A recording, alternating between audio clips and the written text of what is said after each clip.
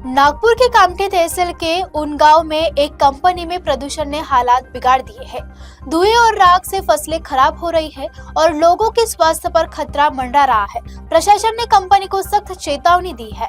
उनगांव में स्थित Sunil ferro and energy company से निकलने वाला धुआं और राख गांव के लिए बड़ी समस्या बन गया है। किसानों की फसलें खराब हो रही है और गांव में रहने वाले लोगों को सांस और स्वास्थ्य संबंधी समस्याओं का सामना करना पड़ रहा है।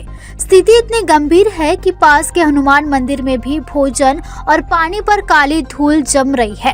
स्वास्थ्य विभाग की जांच में भी यह प्रदूषण हानिकारक बताया गया है।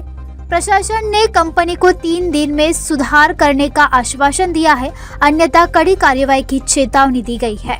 कंपनी चालू झाली 4 महिने झाले तर तेव्हापासून मी सगळं निवेदन दिले आहे सगळ्या अधिकाऱ्यांना। पाण्यावरही प्रदूषण होत आहे आणि तिथे मंदिरामध्ये शेतीमालावर पण होत आहे आणि जिथं त्या मंदिरामध्ये हनुमानचं मंदिर आहे तिथे जेवणाची व्यवस्था होते। कोणी तिथं म्हणजे स्वयंपाकी करतात। काळा डस्ट तो उडते जेवणावर पाण्यामध्ये आणि श्वास नलिके सुद्धा जाते शरीरामध्ये। पूर्ण हजारो एकर शेती पूर्ण हे होते आहे, पूर्ण डस्टनं काळी धूळ पडलेली आहे। शेती पूर्ण काळा डस्ट पूर्ण पसरलेला, हजारों एकड़ जमीन शेतकऱ्यांचं हजारों नुकसान होता है। किसानों का कहना है कि यह प्रदूषण ने उनकी आजीविका पर सीधा असर डाल दिया है। लगातार नुकसान से वे आर्थिक संकट में आ गए हैं और अब प्रशासन से तत्काल कार्यवाही की मांग कर रहे हैं। आम्हाला सुनील फेरो प्रायव्हेट लिमिटेड कंपनीपासून प्रॉब्लेम आहे। तो एक आयरन प्लांट आहे सर, त्याच्यासाठी आम्ही मागील 6 महिन्यापासून प्रयत्न करत आहोत बंद करायसाठी। त्यांना वारंवार त्यांच्यासोबत मीटिंग घेऊन झाले आमच्या, पण त्यांचा जो डस्ट आहे तो आणखीनही कंट्रोल झालेला नाही आहे। तर त्याच्यासाठी आम्ही प्रयत्न केले, पोल्युशन बोर्डाला वगैरे अर्ज दिले, पण कोणीही तक्रार म्हणजे त्याच्यावर कार्यवाही अजूनपर्यंत केलीच नाही। आरोग्यावर परिणाम होत आहे, खूप हानिकारक परिणाम आहे। कोणाला घसा बसत आहे, कोणाला बोलणं नाही होत आहे, श्वास घेण्यास तकलीफ आहे। पाण्यावर डस्ट आहे सर, शेतमालावर पुरेपूर परिणाम आहे। ॲग्रिकल्चर डिपार्टमेंटचा जो अहवाल आला है तो नेगेटिव है, काश्तकाराच्या वतीने पॉजिटिव है, कंपनी वाले तरफे नेगेटिव है पूरा। ग्रामीण महिलाओं का कहना है कि प्रदूषण का असर सबसे ज्यादा बच्चों और बुजुर्गों पर पड़ रहा है। स्वास्थ्य संबंधी समस्याएं बढ़ रही है, जिससे गांव में डर का और चिंता का माहौल बन गया है।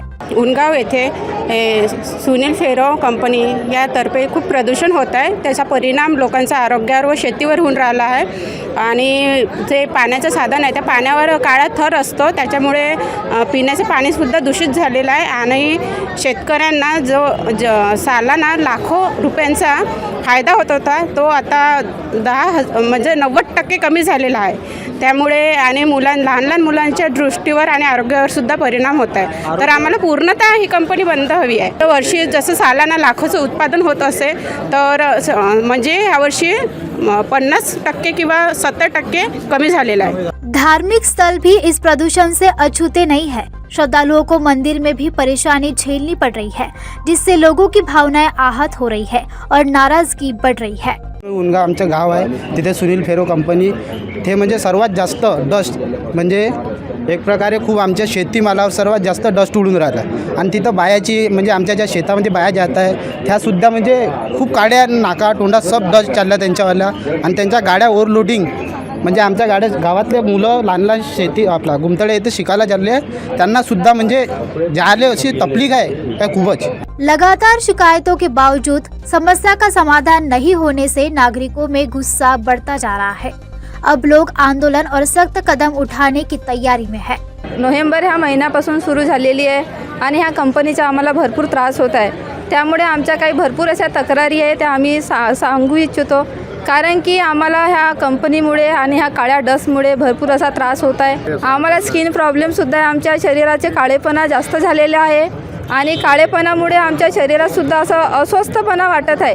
असं काही अगोदरसारखं असं अजिबात वाटत नाही आहे। त्यामुळे आमची अशी भरपूर आमच्या उनगाव वासियांची तक्रार आहे की हे कंपनी बंद व्हायलाच पाहिजे।